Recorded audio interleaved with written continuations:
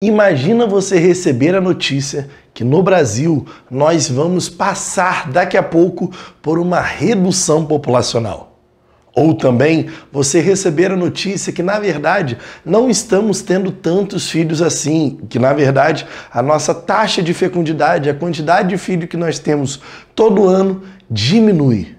São algumas frases que provavelmente devem perturbar a sua cabeça, já que a gente desde cedo sempre foi condicionado que a população brasileira iria aumentar, a superpopulação iria destruir com o mundo e que as pessoas têm filho até não poder mais. Mas, na verdade, não é bem isso não. A gente vai ver na aula de hoje sobre população, distribuição e também o crescimento populacional que as condições não são bem essas.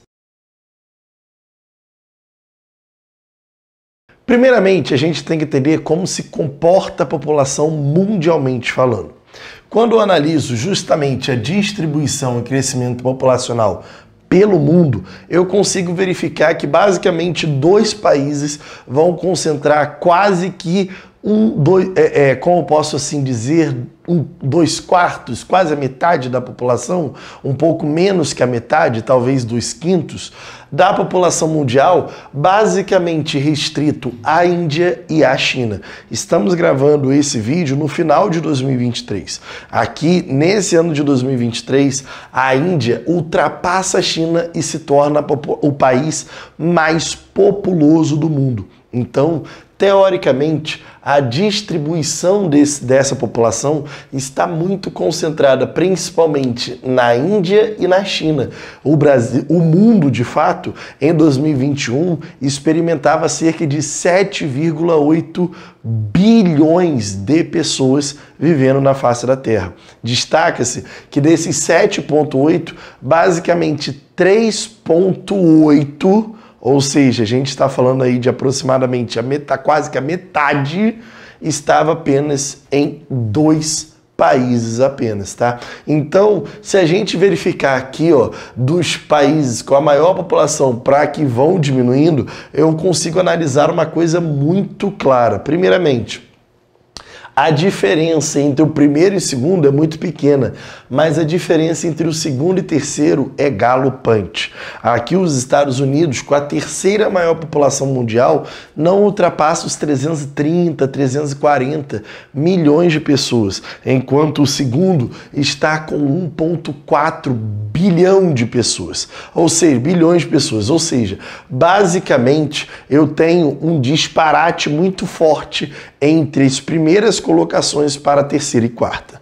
Viemos aqui com os Estados Unidos como terceiro país com a maior população mundial, depois nós temos justamente a Indonésia e depois o Paquistão, Nigéria e o Brasil ocupando a 7ª posição mundial, tá? Então o Brasil hoje ele é a 7ª população mundialmente conhecida justamente por ocupar o trecho, né, de maior população mundial. Destaca-se que quando eu analiso a população absoluta, eu estou falando de um país populoso. População absoluta é justamente um país populoso. Quantas pessoas tem naquele determinado local? Isso daí eu estou analisando a população absoluta, a quantidade geral de pessoas que tem. O nome disso daí é populoso, tá? Claro que existe um outro termo chamado de povoado.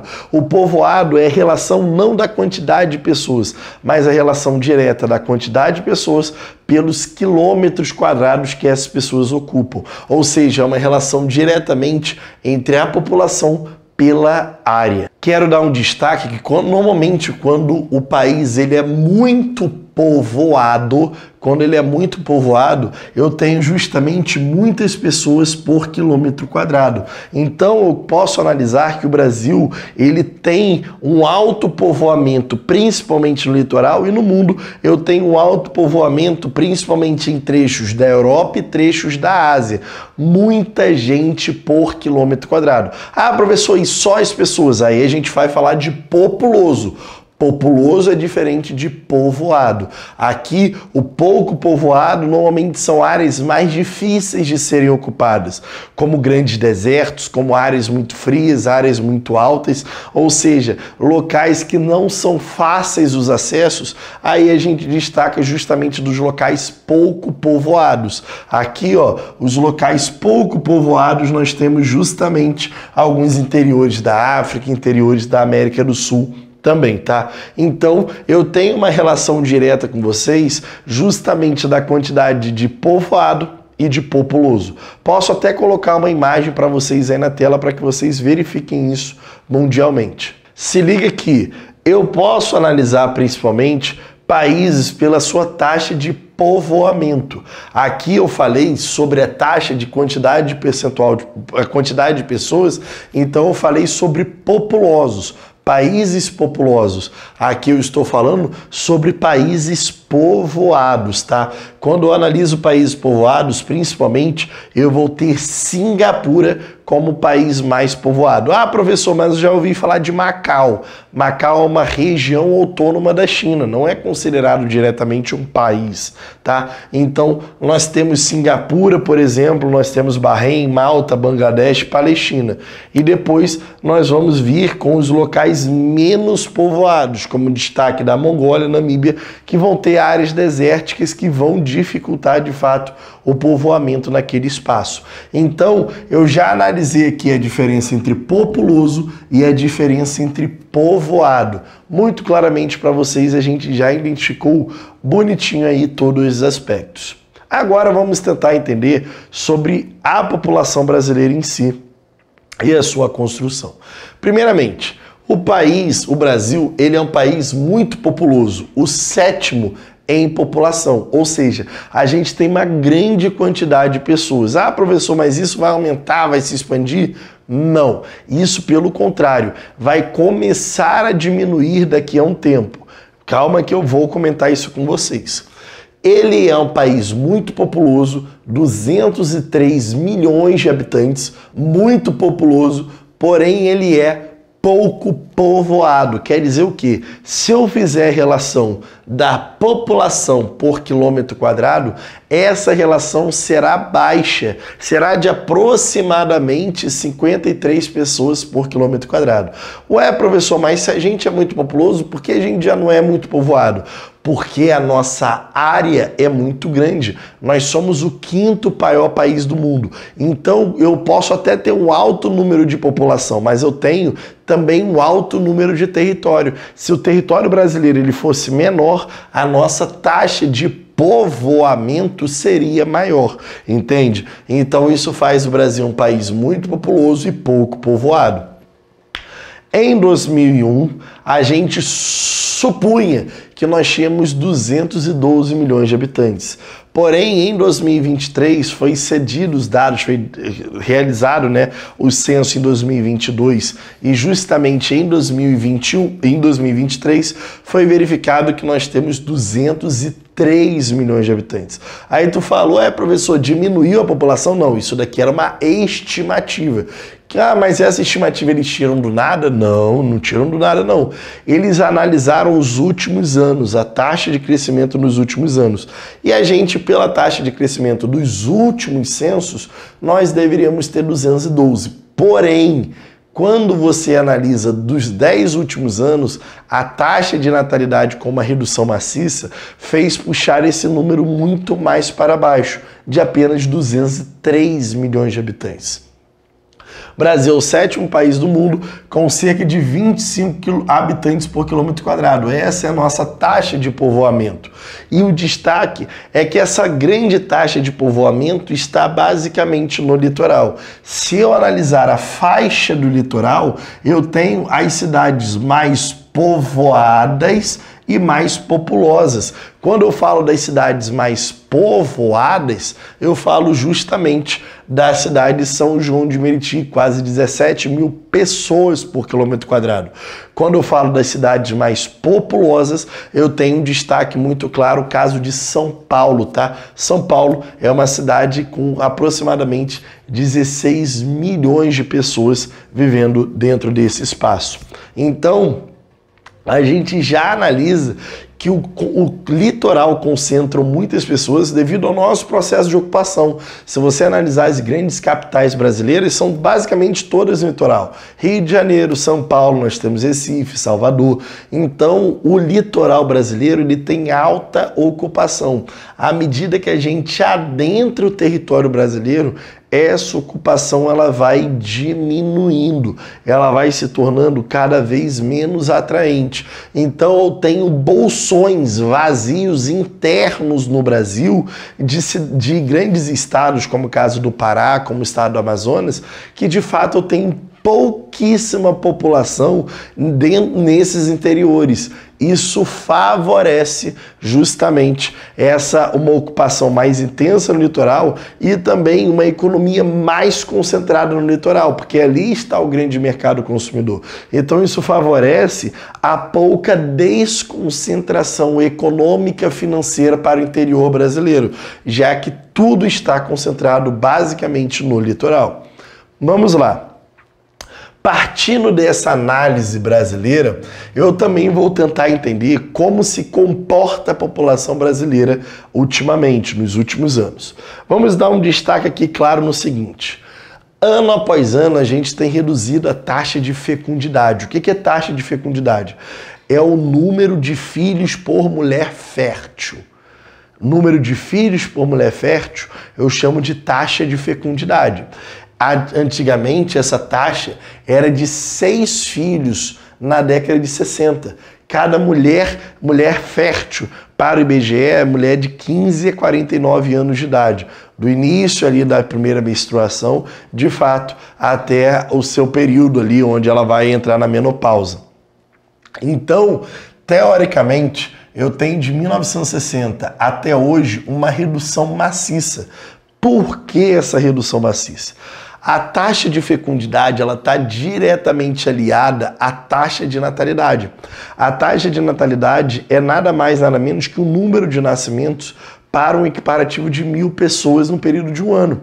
Eu quero entender com vocês o porquê dessa taxa de natalidade está se reduzindo. Vou explicar daqui a pouco, mas eu quero que vocês entendam que antigamente uma mulher fértil tinha aproximadamente 7 filhos por cada mulher fértil, ela tinha aproximadamente 7 filhos. Hoje isso é de 1,70, ou seja, mostra-se uma redução maciça dessa taxa de fecundidade. Destaca-se que a gente também pode analisar essa taxa de fecundidade pela etnia e pela cor, tá? Como assim? Populações brancas acabam tendo uma taxa de fecundidade menor se comparado às populações pretas, pardas e indígenas. Ah, professor, isso daí é por quê? Claro que a gente entende o racismo estrutural da sociedade, em que a população branca ela acaba tendo os melhores serviços públicos por causa de um histórico, de uma estrutura que é mantida até hoje. Então, quando você vai ter mais ensino, você vai ter mais explicação, maior planejamento sendo fundamentado entre brancos, eu vou ter uma redução em massa justamente dessa taxa de fecundidade. Agora, o acesso a serviços públicos e direitos, eles estão mais precários para essa outra parte da população, que acabam tendo menos acesso à educação, a métodos contraceptivos, entre outras coisas, acabam sendo externalizados do processo do capitalismo crescente no país e eles ficam com taxas maiores ainda, com destaque que a média de filhos justamente pela idade, é de aproximadamente ali, para que tenha-se o primeiro filho, né, aproximadamente de 27 ali a 26 anos de idade, tá? Na lógica no geral. E hoje nós também temos uma redução da mortalidade infantil.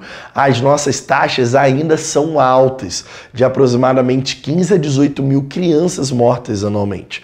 Claro que isso, em comparação à Europa, isso é uma taxa alta. Em comparação à África, isso não é uma taxa tão alta assim. Na África pode chegar a quase 50, mas na Europa é 2 mil. Ou seja, a gente ainda tem taxas altas em comparativo a países já desenvolvidos no geral, para onde a gente tende a se caminhar. Então a mortalidade infantil, que busca através da melhoria da qualidade de vida, maior acesso à saúde, vacinação e atendimento familiar, faz com que haja uma redução dessa mortalidade infantil no geral para com o mundo. Ah, professor, mas a gente está tendo uma característica de redução das taxas de fecundidade, natalidade, de mortalidade, mas por que isso acontece? Existe uma teoria muito bem fundamentada, que é a teoria da transição demográfica, promovida por Ryan Thompson. E no ano de 1929, ele monta um gráfico. Na verdade, esse gráfico ele não é dessa data, vai ser posterior, no qual ele analisa uma transição demográfica que normalmente os países tendem a seguir. Não vão todos seguir no mesmo instante, no mesmo momento, mas os países tendem a seguir justamente esse gráfico de teorias demográficas. Como a gente pode tentar entender esse gráfico? Primeiramente, eu tenho aqui a taxa de natalidade e taxa de mortalidade. O azul é a taxa de natalidade e o vermelho é a taxa de mortalidade. Nesse meu primeiro momento, muitas pessoas nascem, mas também muitas pessoas morrem. Vamos tentar lembrar aí, no caso brasileiro, a minha bisavó, ela teve 23 filhos, mas 9 acabaram morrendo. Muita gente nasce, mas também muita gente morre. Nesse meu primeiro momento, como muita gente nasce, muita gente morre, o crescimento vegetativo, que é a diferença entre eles, se nascem 20 e morrem 18, o crescimento é de 2 pessoas para cada 1000 todo ano. 2 pessoas, isso é baixo. Então tem baixo crescimento vegetativo, porque muita gente nasce, muita gente morre. Isso foi o Brasil até os anos de 1940. Muita gente nascendo e muita gente morrendo. Primeiramente, porque eu tenho uma alta taxa de natalidade. O país era um país rural, então eu não tinha acesso a serviços públicos, eu não tinha acesso à educação, eu não tinha acesso ao planejamento familiar, o custo do indivíduo era muito baixo, entende? Então eu tenho uma mão de obra que é justamente meus filhos, então quanto mais filhos eu tenho mais mão de obra, eu estou trabalhando no campo, irmão. Então, muita gente nasce e também muita gente morre. Por quê? Essa pessoa que está nascendo não tem pré-natal, não tem direito à vacinação, não tem garantia de alimentação, há presença de epidemias, presença de guerras, falta de acesso às questões médicos e sanitárias. Então, muita gente nasce e muita gente morre. Ponto. Isso seria a nossa primeira fase demográfica. Muita gente nascendo e muita gente morrendo. No segundo momento, na segunda fase, a sociedade começa a ir para o meio urbano industrial. Então as pessoas começam a ir para a cidade.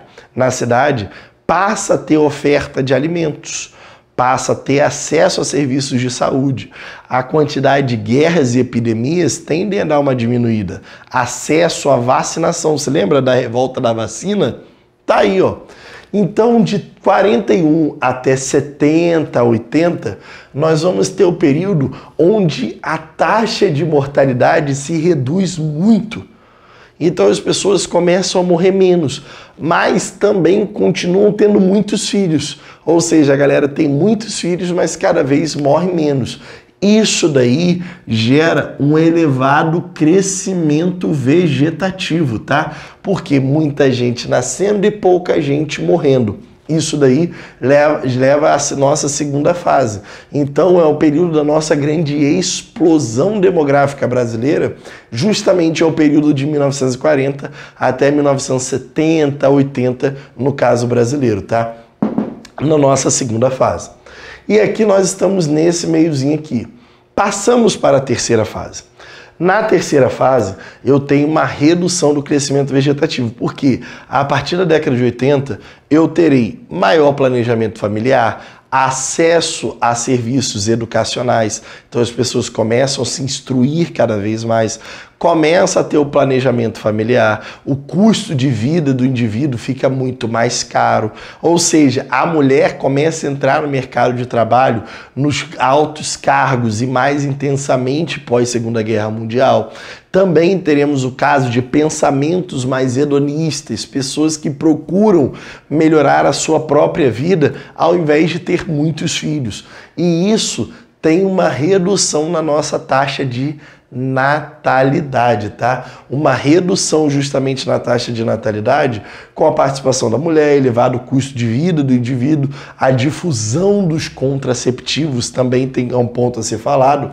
Então, nesse momento, a taxa de natalidade começa a se reduzir muito. Então, o meu crescimento vegetativo também cai. Entende? Antigamente, na segunda fase, nasciam 40 e morriam 10. Eu tinha aumento de 30 pessoas, por exemplo. Agora, eu já começo a reduzir a taxa de natalidade. E é o caso brasileiro. O caso brasileiro, nós estamos na terceira fase, chegando à quarta fase. Quer dizer que ano após ano, nossa taxa de natalidade ela vem diminuindo. Quer dizer que a gente busca cada vez mais ter menos filhos, tá? Então, isso leva a gente à chamada quarta fase, que ali, nesse momento, a taxa de natalidade e a taxa de mortalidade estão muito próximas e basicamente já estão estáveis, já estão na última fase da transição demográfica. Porém, nos últimos anos foi verificado a chamada cruz russa. O que é a cruz russa? Quando a taxa de mortalidade devido ao envelhecimento populacional começa a subir, enquanto a taxa de natalidade começa a descer mais ainda. Se eu tenho mais gente morrendo do que gente nascendo, a tendência é um crescimento vegetativo negativo. Então, mais pessoas morrem do que nascem. Isso daí talvez seja o Brasil após a década de 1940. Mas 1940 não, 2040. Mas o Brasil hoje, ele vê isso, ó, redução. Nós somos agora no momento da redução. Lá na frente, vamos ser o momento da manutenção, estabilização. Daqui a pouco, a gente vai ser o momento onde a gente vai decrescer a população e a gente vai começar a perder brasileiros. Alguns outros países já passam por isso. Um crescimento vegetativo negativo, como é o caso de Portugal e o Japão. Destaque-se que esse daqui, ó, que foi o período de maior crescimento da população brasileira, foi o período de 41 a 80. Olha aqui a taxa de crescimento vegetativo, o quanto ela saltou justamente nesse período, tá? E hoje ela está se reduzindo a patamares de 11 a 10 pessoas acrescentadas a cada 1000. E isso vai se reduzir cada vez mais, indo a 5, indo a 4, daqui a pouco chegando a patamares negativos. Então, o período de maior crescimento nosso, chamado Baby Boom, acontece justamente entre 1940 e 1970, 80. Tranquilo? Claro que nessa dinâmica de nascimentos, mortes, vão surgir diversas teorias tentando entender o que estava acontecendo com o mundo. Para isso, a gente vai tentar entender as chamadas teorias demográficas. As teorias demográficas são teóricos que se dedicaram a analisar a população. Tudo isso começa, na verdade a gente está colocando aqui as teorias principais, discutidas no colégio. Existem diversas outras que vão ser criadas justamente no nosso decorrer da nossa história. A primeira teoria que surge, da mais conhecida de fato, surge por um cara chamado Thomas Robert Malthus, ou a chamada teoria malthusiana. Surgida justamente no final do século XVIII, ele surge a partir da primeira Revolução Industrial, onde ele viu a população crescer em quantidade na Inglaterra. Então, a quantidade da população estava aumentando consideravelmente. E ele fala o seguinte, olha, a população aumenta em ritmos geométricos, 2, 4, 8, 16, 32, 64. Enquanto alimentos estão aumentando em ritmos aritméticos, 2, 4, 6, 8, 10. Uma hora a população vai ultrapassar a quantidade de alimentos. Nesse momento, onde a população tiver mais gente do que alimentos, a gente vai começar a passar fome. Então ele diz o seguinte, ó, a população vai ser controlada de alguma forma. Ou vai ser pela fome, pela subnutrição, e aí nesses casos, principalmente os pobres vão morrer mais, ou a gente pode fazer isso preventivamente. Como a gente pode controlar essa quantidade de população? Primeiramente, provocando a abstinência sexual, celibato e o casamento tardio, tá? Então, esse caso de casamento tardio e celibato era numa proposta de reduzir justamente essa taxa de crescimento populacional que surgia nesse momento. Claro que isso deu certo? Não. Isso foi uma visão extremamente religiosa, pessimista, porque não deu certo, porque a população em si ela já controlou suas taxas de natalidade. E os alimentos, devido a grandes revoluções no campo, aumentaram sua produtividade de uma forma considerável que hoje a gente já não pode dizer mais que existem mais gente do que alimentos. Ah, professor, mas a fome. Claro que é a fome, mas o problema da fome é a distribuição de alimentos e não a produção em si.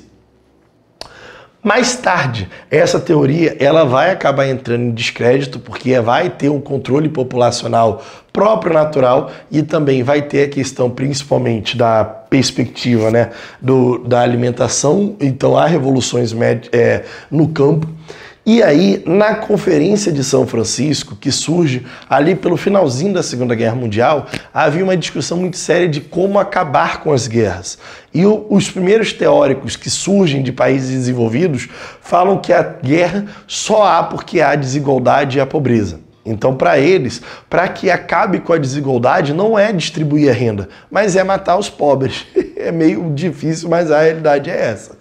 Então, eles propunham o seguinte: o aumento da população vai agravar a pobreza, então eu devo adotar políticas antinatalistas, sejam elas radicais ou não. Temos o caso muito claro da China, que adota fortemente as teorias neomalthusianas. E aí a presença, por exemplo, de infanticídios, abortos compulsórios, esterilização compulsória.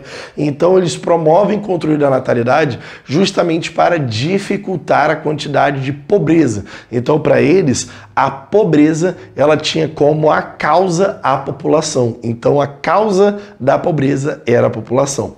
Nessa mesma conferência surge a chamada teoria reformista, ou também conhecida como teoria marxista.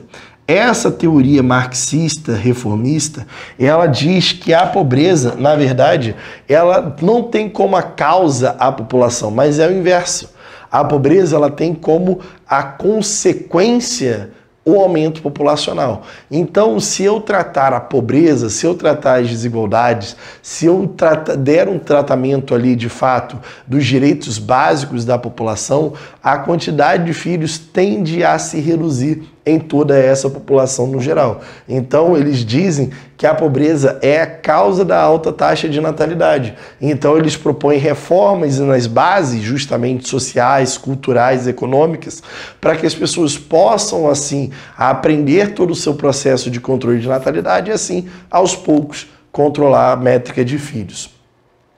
No meio do caminho, esses dois surgem na Conferência de São Francisco. Posteriormente, em um clube climático chamado Clube de Roma, que vai dar base, inclusive, à chamada Conferência de Estocolmo, eles propõem a redução da população para controle ambiental, porque, para eles, a grande população iria causar obrigatoriamente uma grande mortalidade de peixes, de recursos naturais no geral, e toda a população seria destruída de fato. Então, uma discussão muito séria sobre as teorias demográficas malthusiana, neomalthusiana, ecomalthusiana, que surge a partir das lógicas ecológicas, e a reformista marxista, que vai se divergir de todas as outras, e essa é a mais aceita hoje, tá? A chamada reformista marxista.